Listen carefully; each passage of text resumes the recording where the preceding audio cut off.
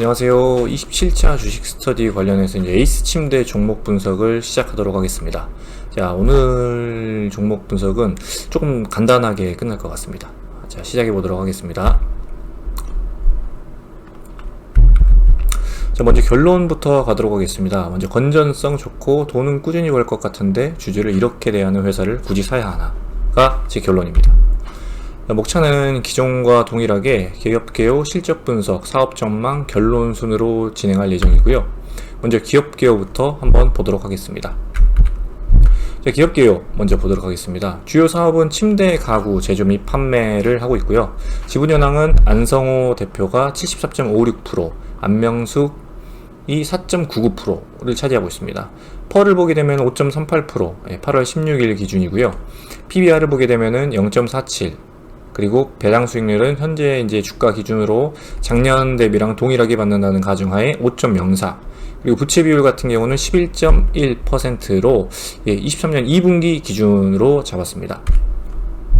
자, 기업 개요를 먼저 보도록 하겠습니다. 먼저 연역인데요. 63년 9월 설립해가지고 96년 4월 코스닥 상장을 했습니다. 업력이 상당히 긴 회사죠.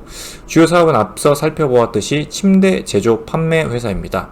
그래서 보시면 알 수 있듯이 We only make the best라고 해가지고 안녕하십니까 쭉쭉쭉 나가서 저희 S침대가 세계적인 기업으로 성장하도록 도와주신, 세계적인 기업인지까지는 뭐 뒤에서 살펴보긴 할 텐데, 여튼 우리나라에서는 명실공히 꽤나 유명한 브랜드이다라는 것을 알 수 있습니다. 자, 그러면은 이제 바로 제가 지분율부터 한번 확인해 보도록 할 텐데요. 특징이 있습니다. 오너 일가 지분율이 상당히 높은 회사입니다. 이전까지 창업주인 안유수 회장과 아들이 각각 5%, 그리고 74.56%의 지분을 소유했었습니다. 안유수 회장이 이제 5%를 차지하고 있었던 거죠. 그 안유수 회장이 딸인 안명숙에게 자신의 모든 지분을 증여하게 됩니다. 이제 2분기 공시에 이 해당 내용이 올라와 있는데요. 아래 보시게 되면은 이제 안성호 대표님이 이제 74.56%를 가지고 있고, 안유수 지금 부대표님, 회장님이시죠? 회장님이 이제 5%를 원래 가지고 있었는데, 안명숙 지금 매라고 적혀 있는 거 보니까 본인의 매잖아요. 이게 이제 따님한테 그 나머지 부분을 증여를 전부 한 내용을 확인할 수 있습니다. 그래서 이 부분을 찾아보다가 알게 된 사실이, 안유수 회장님께서 23년 6월 23일에 별세를 하셨더라고요. 그래서 아마 이전에 이제 소유권을 정리를 하기 위해서 해당 부분을 증여하지 않았나. 특징 보시면 아시겠죠? 오늘 일가 지분율이 여태까지 제가 분석했던 회사들 중에 가장 높은 회사로 지분율이 진짜 높구나, 거의 80%에 육박한 걸 확인할 수 있습니다. 자, 그러면 다음으로 높은 오너일가 지분을 왜 이렇게 강조하느냐라는 궁금증이 드실 수 있는데, 이게 주주들은 죽을 맛이라고 합니다. 오너일가 지분율이 앞서 보았듯이 80%에 달하여서 매년 상장 폐지 위기를 반복하고 있다고 하는데요. 아니, 높으면 높았지 왜 매년 상장 폐지 위기를 당하느냐라는 의문이 드실 수 있습니다. 근데 코스닥에서는 이게 월 평균 주식 거래량이 유동지주세 1%에 미달 시 관리 종목으로 지정되며 2분기 연속 시에는 상장 폐지 대상이 된다고 합니다. 이 말인즉슨 80%라는 높은 지분율을 오너일가가 가지고 있지 않습니까? 그러면 나머지 20%만이 어떻게 보면 활발하게 움직이는 주식이 될 텐데, 그 주식들이 너무 적다 보니까 이 판매가, 거래가 제대로 많이 안 되는 겁니다. 해서 유동지주세 1% 미달 시 거래량 자체가 엄청 낮다는 의미겠죠. 그래서 관리 종목으로 지정이 될 수가 있고, 이게 2분기가 지속됐을 시에 상장 폐지 대상이 된다라는 의미로 이해해 주시면 되겠습니다. 그러면 S침대는 근데 여태까지 상장 폐지가 되지 않았다라는 건 이 부분을 잘 피해왔다는 말이 될 텐데, 이때마다 증권사와 유동성 공급 계약을 맺어 상장 폐지를 회피했다고 합니다. 오너 일가가 지분율이 높아가지고 거래되는 주식이 적게 되면은 증권회사가 이 부분에 대해서 계약을 맺어가지고 지속해서 매수 효과를 제시하여 안정적인 가격 형성을 유도하는 그 작업을 유동성 공급 계약이라고 합니다. 이게 이 계약을 이제 증권사하고 맺게 되면은 상장 폐지를 면하게 해주는 그런 또 룰이 있다고 하더라고요. 그래서 이런 관리 종목으로 지정이 될 때마다 유동성 공급 계약을 증권회사와 맺어가지고 이 부분을 매번 회피해왔다는 사실을 알게 되었습니다. 그리고 이외에 주식 분산 기준이라는 게 또 있는데, 코스닥 상장사는 소액주주 소유 주식수가 유동 주식의 20%를 미달할 경우 이게 보게 되면은 관리 종목에 지정이 된다라고 적혀 있습니다. 이 부분을 좀 설명을 드리게 되면은 아까 거의 80%에 육박하지 않습니까? 이 부분에서 지분율 80%이기 때문에 자사주로 빨아들이게 되면은 이게 소유 주식수가 유동 주식의 20%에 미달하게 되겠죠. 그래서 이 부분 같은 경우도 관리 종목으로 지정이 되게 되는데 이때마다 액면 분할을 하고 자사주 처분을 통해서 관리 종목에서 벗어났다 해서 결론은 주주들은 매번 이제 죽을 맛이다. 왜냐면 이런 위태로움을 경험해야 되기 때문이죠. 자, 그러면은 다음으로 앞서 이제 지분율 부분에 대해서는 알아봤고, 그러면 우리가 알만한 것들만 판매하는 심플한 회사라는 거를 확인할 수 있습니다. 개인적으로 종목 분석을 할 때 굉장히 단순하게 느껴져서 좀 좋았던 회사 중에 하나였습니다. 대표 상품인 침대가 있고요. 그 외에 가구, 그리고 스트레스리스, 슬립케어라고 해가지고 다양한 제품을 팔고 있지만 대표 상품인 침대만 기억 분석해도 될 정도로 비즈니스 모델이 아주 단순한 기업이었습니다. 그래서 그 다양한 가구를 추가적으로 판매 중인 중견기업이지만 대표 상품인 침대가 거의 주역이다 라고 이해해 주시고 넘어가시면 될 것 같습니다. 자, 다음으로 우리나라 침대 시장은 이분들이 다 먹고 있다라고 할 수 있는데요. 이분들이라고 제가 왜 표현했냐면은 우리나라에 지금 1등, 2등 브랜드 파워를 가진 침대 브랜드가 에이스 침대하고 시몬스 침대가 있습니다. 근데 이 에이스 침대 같은 경우는 고 안유수 회장의 장남인 아까 앞에 보았던 안성호 대표가 현재 운영 중이고, 2위는 시몬스 침대 같은 경우는 안유수 회장의 차남인 안정호 대표가 운영 중이라고 합니다. 이 같은 경우는 제일 유명한 기업이 어디예요? 라고 해가지고 에이스 침대 거라고 해서 보여줬어요. 판매 사원이. 그렇게 되면은 그러면 이부 제품도 좋은데 다른 제품 하나 보여주시겠어요? 그럼 시몬스를 또 들이밀 거 아니에요. 그러면은 대부분의 우리가 사는 브랜드 중에 에이스 침대하고 시몬스 침대를 많이 사게 되는데, 물론 지금 같은 경우에는 좀 많은 브랜드가 나와 있지만, 그래서 이 시장을 거의 양분해서 먹고 있구나. 그것도 1위, 2위로 굉장히 우리나라에선 침대 쪽 산업에는 파워가 세다 라고 이해를 해주시면 될 것 같습니다. 자, 그러면 다음으로 개요 부분에 대해서는 아까 단순하게 침대를 파는 회사라는 것만 기억해 주시고, 지분율이 굉장히 오너일가가 높다, 이 두 가지만 기억해 주시면 될 것 같고, 실적 분석에 한번 들어가 보도록 하겠습니다. 자, 딱 봐도 지금 현재 같은 경우는 꺾여가는 모습을 볼 수 있습니다. 지금 23년 2분기까지밖에 합쳐지지 않는 실적이긴 하지만 영업이익률 측면에서만 보더라도 이전에 이제 21년하고 22년도 그리고 20년도까지 이렇게 높게 17% 이상을 가져갔던 거는 이번 연도엔 좀 보이기 어렵겠다라고 누구나 보고 예상을 할 수 있죠. 조금 더 자세히 한번 살펴보게 된다면은 코로나19로 실내 활동이 많아져가지고 이제 호시절을 잠깐 맞게 됩니다. 천천히 오르던 매출액이 코로나19로 급격하게 상승했던 모습을 볼 수 있는데요. 20년부터 시작해가지고 21년 그리고 22년까지 이전보다는 확실하게 높은 매출액을 볼 수 있습니다. 그에 따라 영업이익률도 잠시 높아지는 모습을 볼 수 있는데요. 22년에 다시 한번 꺾이는 모습이나 19년 코로나가 시작되기 전이죠. 그때보다는 높은 상황을 유지하고 있다는 것을 확인할 수 있습니다. 그래서 트렌드적으로는 올라가다가 약간 주춤하는 상황이다. 22년도까지는 이 부분을 이해해 주시면 될 것 같습니다.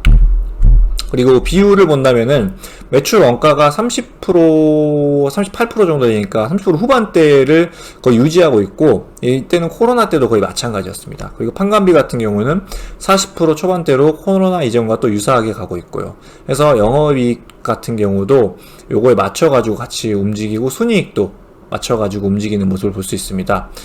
평균 부분을 보더라도 평이하게 흐르고 있기 때문에 적정하게 원가나 판관비 비율 같은 경우는 맞춰서 가고 있구나 라고 이해를 해주시면 될 것 같습니다. 자, 그러면은 다음으로 넘어가 보도록 하겠습니다. 이제 중요한 23년 22분기라고 제가 잘못 적었는데 2분기 누적 실적을 확인해 볼 텐데요.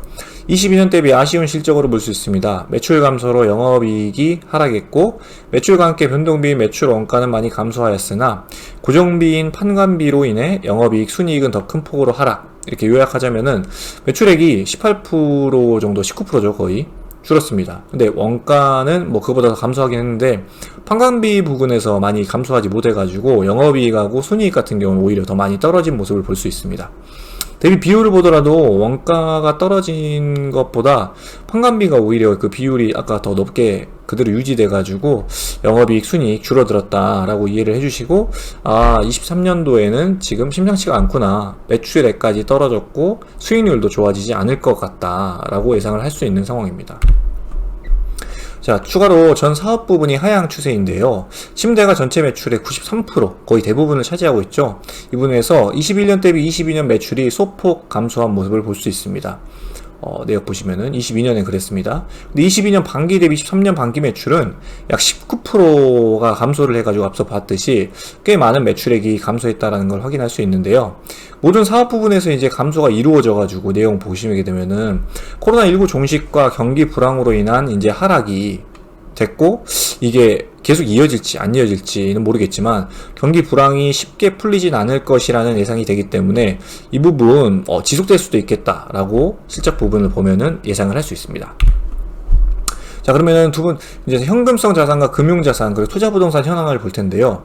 먼저 현금 및 현금성 자산을 보게 되면은 416억 원이 있고, 순현금 416억 원, 금융자산하고 678억 원, 투자부동산 564억 원 해가지고 이 합계를 매기자면 1658억 원을 가지고 있습니다.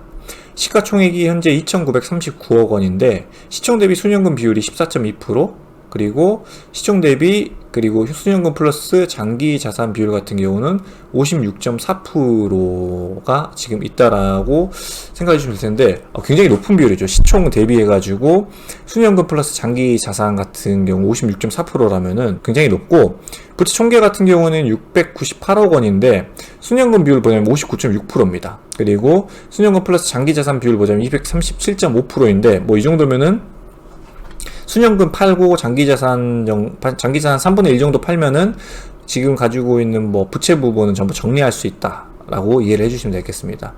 무차입 경영을 하고 있고요. 부채 비율이 11.1%로 현금 및 금융자산 충분하고 건전성 면에서는 뭐라고 할 만한 게 없다, 따봉인 기업이다 라고 이해를 하고 넘어가 주시면 되겠습니다.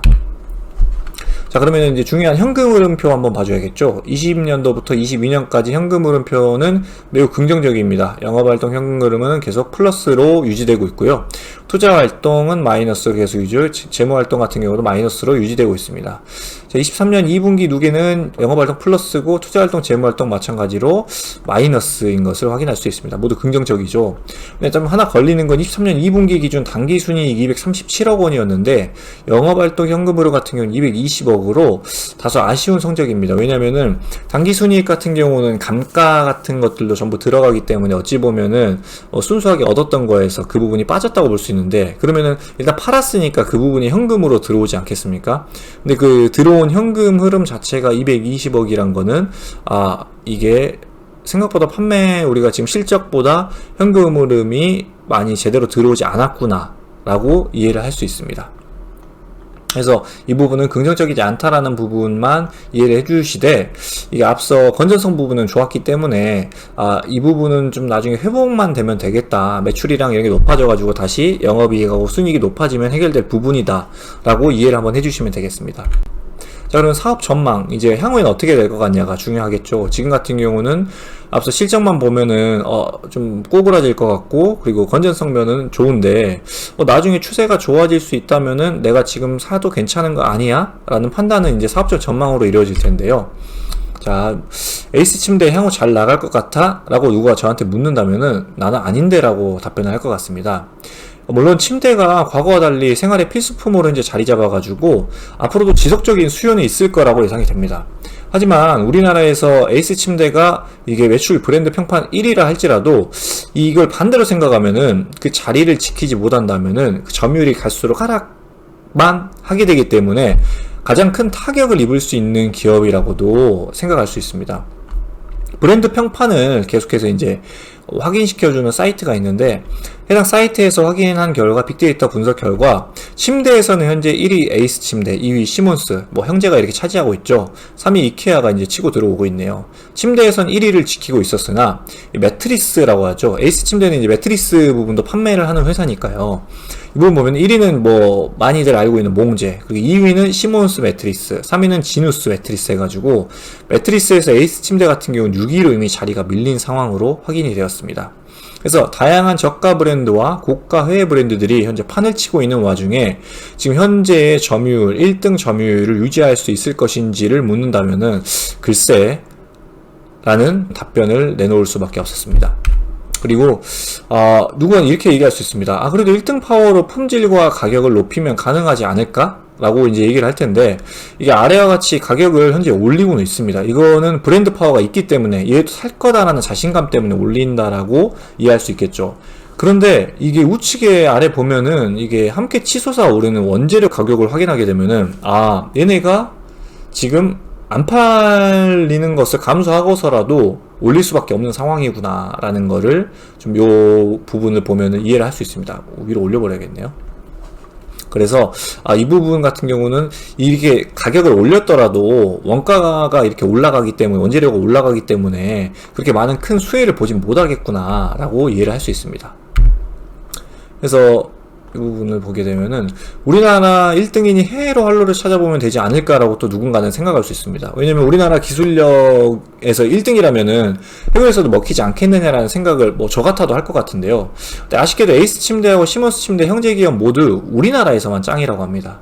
아래에서 살펴보면은 수출에서는 보면은 힘을 쓰지 못하고 있는 상황을 볼 수 있습니다. 수출이 전전기는 1,000원? 10만, 100만, 360만원. 제가 잘못 보는 거 아니죠? 요 정도밖에 없고, 전기에도 지금 요 정도 수준이고, 당반기에는 아예 없습니다. 내수가 거의 대부분으로 차지하고 있고, 해서, 위에서 보았듯이 계속해서 생겨나는 매트리스 브랜드와 핵의 고가 브랜드들이 있는데, 이 지속적으로 점유율을 유지할 수 있을런지, 자체도 이제 내수에서도 문제인데, 수출은 지금 현재 거의 전무한 모습을 보면은, 앞으로도 좀 어렵다. 가더라도 좀 힘들다 라는 부분을 예상할 수 있고요. 이제는 국내 내수 시장도 그렇게 녹록치만 않은 상황입니다. 렌탈 업체들까지 침대를 현재 넘보는 상황으로 매트리스 사업을 시작한 코웨이 매출 상승세가 예사롭지 않다라고 제가 적었는데요. 이게 현재 에이스 침대가 신경 쓰이네요. 에이스 침대가 22년 매출이 3,462억 원, 그 시몬스 침대가 2,858억 원입니다. 그래서 1등하고 2등을 차지하고 있는데, 코웨이가 매트리스 매출만 해가지고 2,300억 원의 매출을 올리고 있습니다. 물론 이제 회계나 이런 부분에서 렌탈 회사다 보니까 좀 다르게 입력해가지고 이렇게 매출이 크게 나온 경향도 없지 않아 있겠지만, 그래도 지금 2,300억 원이면 꽤나 큰 구찌잖아요. 이렇게 계속해서 조금씩 파먹게 된다면은 앞서 말씀드렸듯이 1위의 자리에서 잃을 게 훨씬 더 많은 상황이기 때문에 에이스의 침대 사업 전망을 좋게만은 볼 수 없다를 지금 예상할 수 있습니다. 그래서 그럼에도 혹시 이제 기대를 해본다면 품질로 해외 시장을 활로를 개척하면 되지 않겠느냐라고 말씀 주실 분이 있는데, 꾸준한 연구 개발 중이긴 합니다. 연구 개발 비용이 이제 한번 주춤하긴 했지만 계속해서 지금 0.47%, 0.44%, 0.59% 해가지고 계속 노력을 하고 있는 상황이고, 품질로 내수 잡고 향후 해외 진출까지 하게 된다면은, 그래서 해서 성공을 하게 된다면은 더 큰 사업 확대 가능성이 열릴 수 있지 않을까. 물론 매우 어렵겠지만 그럴 수도 있다고 생각은 합니다. 하지만 성향상 그렇게 공격적으로 나아갈 확률은 매우 낮은 회사라고 생각을 하는데요. 그 이유가 앞서 설명했듯이 오노일가 자체가 80%에 달하는 지분을 가지고도 지금까지 내수 시장만을 주 무대로 현재까지 활동을 해왔고, 그리고 일가가 보유한 그 에이스 침대, 시몬스 침대, 그리고 썰타 침대라고 해가지고, 썰타 침대 같은 경우는 에이스 침대 완전 자회사로 이제 확인이 됐는데, 이 세 회사가 우리나라에서 점유율을 굉장히 많이 가진 회사임에도 불구하고 이게 충분히 국내 시장의 환경을 통제할 수 있어가지고 지금까지는 높은 이제 지분율을 토대로 그 점유율을 계속 끌고 가면서 내수 시장만을 계속 해왔습니다. 그리고 그 와중에 배당만을 받아가는 소극적인 태도를 계속 가져왔거든요. 그래서 저는 앞으로도 이 부분을 견제하면서 1등 점유율을 유지하게 된다면은 계속 배당만 받아가면서 상당히 받아가더라고요. 그래서 그 부분을 유지하지 않을까라고 예상을 하게 되었습니다. 왜냐면은 이게 오너 일가에 대한 비난은 아닙니다. 왜냐면 이 같은 방식도 경영의 한 가지 방식이라고 생각해가지고 욕심이 없고,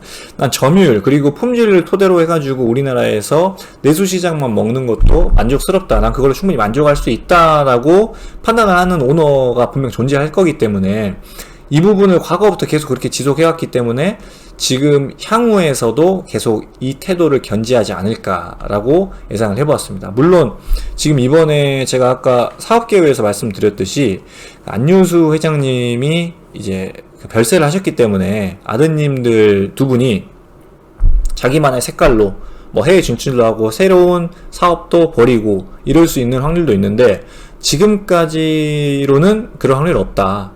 때문에 향후에 더 지속적으로 살펴보아야 되지 않나 라는 생각이 들었습니다. 자, 그래서 결론입니다.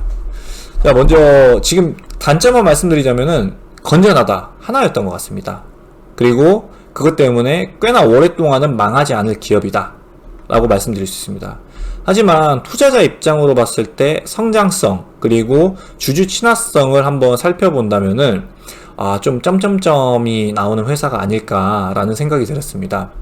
내수 시장의 1등이라는 거는 뭐 계속 끌어간다면 좋겠지만 앞으로 잃을 게 많다라는 거고 80%의 지분율을 가진 경영자들의 이제 높은 지분율 때문에 앞으로도 주주 친화적인 정책은 따로 피지는 않을 것 같다라는 생각이 들었고, 그리고 공격적으로 투자를 단행하고 해외를 진출하고 하는 모습도 지금까지 안 보여왔기 때문에 앞으로도 그러지 않을까라는 예상을 개인적으로 하게 되었고요.